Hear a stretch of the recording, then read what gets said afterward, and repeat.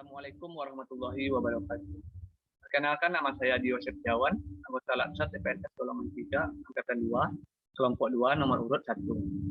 Baiklah, saya akan menjelaskan tugas 3, agenda 2 tentang nilai-nilai dasar PNS dengan fasilitator Bu Lindrawati, SKM MM. Baiklah, sebelumnya kita harus mengenal dulu yaitu yang core value itu berakhlak. Yang akronimnya itu BER itu berorientasi pelayanan, A akuntabel, K kompeten, H harmonis, L loyal, A adaptif, K kolaboratif. Yang pertama itu saya akan menjelaskan tentang kompetensi. Kompetensi di sini adalah deskripsi pengetahuan, keterampilan, dan perilaku yang diperlukan dalam melaksanakan tugas jabatan. Ini terdapat pada pasal 1 Permenpan RB nomor 38 tahun 2011. Kalimat afirmasinya itu intinya terus belajar dan mengembangkan kapabilitas maupun kemampuan. Dengan kata kuncinya itu yang pertama kinerja terbaik, yang kedua menghasilkan, yang ketiga learning activity, yang keempat ahli di bidangnya. Selanjutnya itu panduan perilaku dari kompetensi.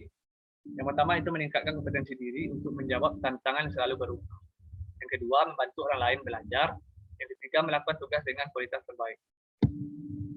Sesuai peraturan Menpan RB nomor 38 tahun 2017 tentang standar kompetensi ASN, kompetensi meliputi yang pertama itu kompetensi teknis, yang kedua kompetensi manajerial, yang ketiga kompetensi sosio-kultural.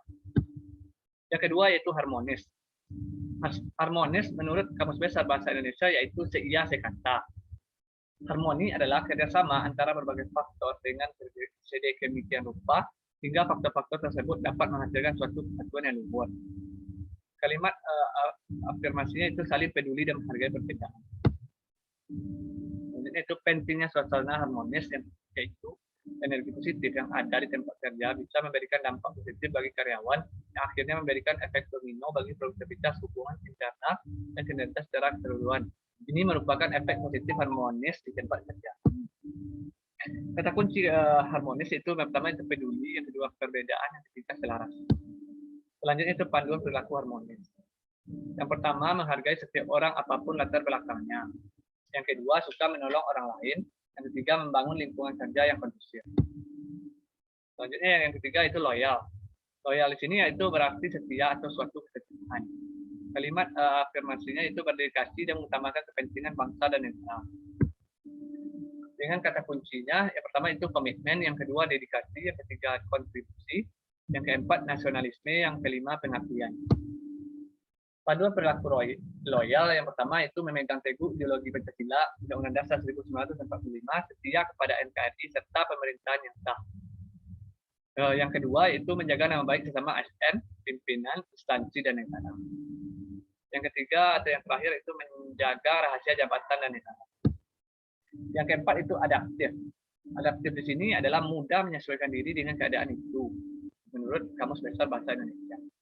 Kelima afirmasinya itu terus berinovasi dan antusias dalam menggerakkan serta menghadapi perubahan. Kata kuncinya yaitu inovasi, yang kedua antusias terhadap perubahan, yang ketiga proaktif. Panduan perilaku adaptif yang pertama itu cepat menyesuaikan diri menghadapi perubahan. Yang kedua terus berinovasi dan mengembangkan kreativitas. Yang ketiga bertindak proaktif. Yang terakhir itu yang kelima itu kolaboratif, membangun kerjasama yang sinergis.